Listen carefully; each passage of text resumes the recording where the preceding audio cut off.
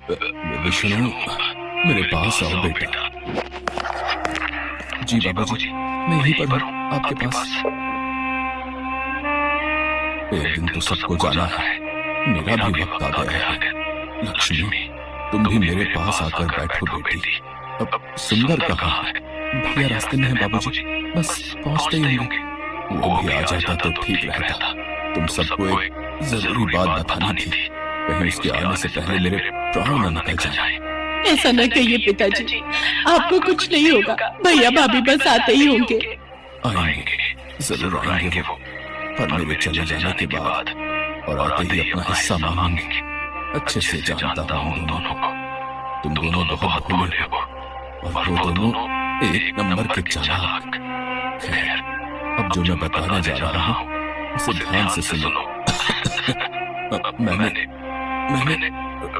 इस तरह बंसीलाल स्वर्ग सिधार गए और उनकी बात अधूरी ही रह गई। विष्णु और लक्ष्मी फूट फूट कर रोने लगे। बंसीलाल के दो बेटे थे। बड़े बेटे का नाम सुंदर और उसकी पत्नी मालती थी, जबकि विष्णु उनका छोटा बेटा था और उसकी पत्नी लक्ष्मी थी। बंसीलाल हमेशा से विष्णु के घर पर ही रहते थे। विष्णु और लक्ष्मी उनकी खूब सेवा करते थे, जबकि सुंदर और मालती को तो हमेशा से बस बंसीलाल की जमीन जायदाद से ही मतलब था। जैसा कि बंसीलाल ने कहा था, उनकी मौत के बाद सुंदर और मालती वहाँ पहुँचे। विष्णु, पिताजी चल बसे क्या? जी भैया, हम अनाथ हो गए भैया। बाबूजी नहीं रहे। कोई बात नहीं, हिम्मत रख भाई। अच्छा ये बता, पिताजी ने जाते हुए कुछ कहा क्या? नहीं तो मतलब, अरे वही अपनी जमीन या खेत के बारे में कुछ? नहीं भैया, इस बारे में तो कुछ नहीं कहा। हाँ तो ठीक है ना, आप दो ही भाई तो हो, आधी आधी बांट लो जमीन। भाभी, अभी अभी पिताजी का देहांत हुआ है, ये सब बातें बाद में भी तो हो सकती हैं। हाँ, तो मैं कौन सा बिल्कुल अभी कागज पत्तर मांग रही हूँ। सुंदर और मालती एक नंबर के लालची थे। सुंदर बहुत पहले ही पैसे कमाने के चक्कर में शहर चला गया था और शहर में रहकर उसने अच्छा खासा पैसा भी कमा लिया था, जबकि विष्णु सिर्फ इसलिए गांव में रहा ताकि वो अपने पिता की देखभाल कर सके और खेती बाड़ी संभाल सके। इस तरह से सुंदर के मुकाबले विष्णु हमेशा से ही गरीब ही रहा। लेकिन इस बात का न तो विष्णु को कोई अफसोस था और न ही उसकी पत्नी लक्ष्मी को। दोनों ने मिलकर बंसीलाल का बहुत अच्छे से ख्याल रखा और उन्हें कभी कोई कमी नहीं होने दी। जबकि अमीर होने के बावजूद सुंदर और उसकी पत्नी मालती एक नंबर के कंजूस और लालची थे। उन्होंने जीते जी तो कभी बंसीलाल की सुध नहीं ली, लेकिन अब उनके देहांत के बाद अपना हिस्सा मांगने जरूर पहुंच गए थे। विष्णु, अब तो सारे काम निपट गए हैं और मेरी छुट्टी भी खत्म होने वाली है। तो आओ, अब जरा बंटवारा कर लेते हैं। भैया, बंटवारा करना जरूरी है क्या? और नहीं तो क्या विष्णु भैया, आप तो रहते हो गांव में, अपनी जमीन की देखरेख कर ही लोगे, पर हम शहर से कहाँ आते रहेंगे बार बार? इतना टाइम थोड़ी ही होता है हमारे पास।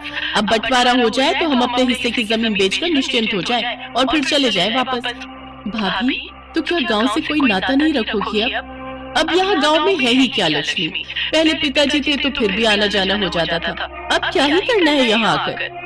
मालती और सुंदर ने जिद ठान ली थी कि बंटवारा तो होकर रहेगा और फिर बंटवारे से ठीक एक दिन पहले।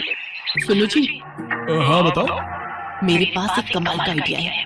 अगर हम कुछ ऐसा करें कि विष्णु अपनी जमीन भी हमें बेच दे तो कैसा रहेगा? और वो अपने हिस्से की जमीन हमें क्यों बेचेगा?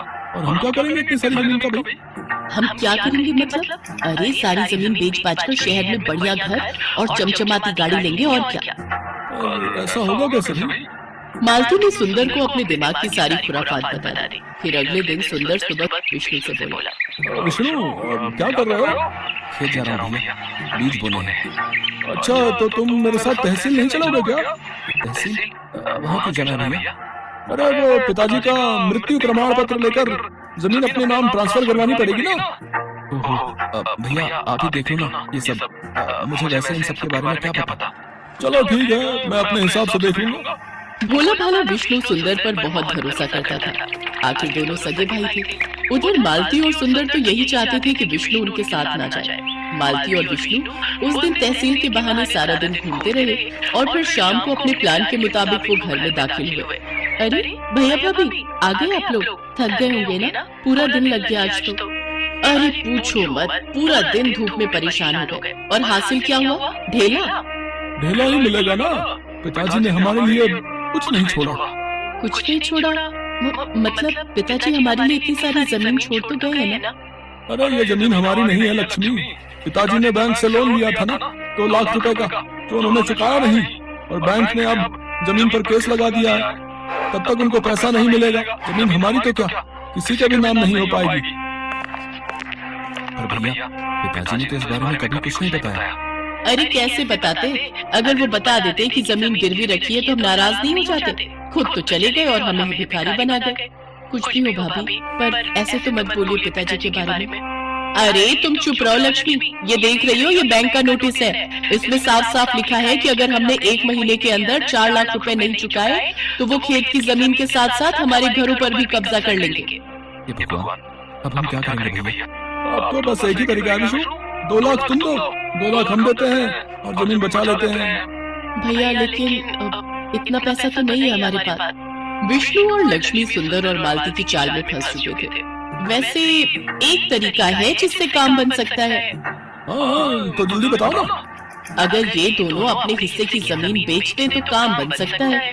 पर हम जमीन कैसे बेच सकते हैं? आप ही ने तो बताया कि जमीन पर केस है। हाँ, कोई और तो नहीं ले सकता, लेकिन हम तो ले सकते हैं। अगर तुम दोनों अपने हिस्से की जमीन हमें दे दो तो मैं अपने भैया से 2 लाख रुपए लेकर बैंक के पैसे चुका दूंगी, और फिर जब जमीन पर केस खत्म हो जाएगा तो उसे बेचकर अपने भैया के पैसे चुका दूंगी। भाभी, ऐसे तो हमारे पास जमीन ही नहीं रहेगी। अरे नहीं, ऐसा मत सोचो। वो नदी के पास अपना छोटा खेत है ना, ऐसा करो उसे तुम ले लो, उसी पर खेती करो। तुम मेरे भाई हो, इतना तो मैं कर ही सकता हूँ तुम्हारे लिए। बस एक वही ऐसा खेत है जो गिरवी नहीं है। मालती और सुंदर ने बहुत गहरी चाल चली थी। उधर विष्णु और लक्ष्मी सोच रहे थे कि उनके भैया भाभी ने उनका घर बिकने से बचा लिया है। फिर वैसा ही हुआ जैसा तय हुआ था। लक्ष्मी और विष्णु ने अपने हिस्से की जमीन मालती के नाम कर दी और खुद नदी के पास वाले खेत में खेती करने लगे। फिर कई दिन बीत गए।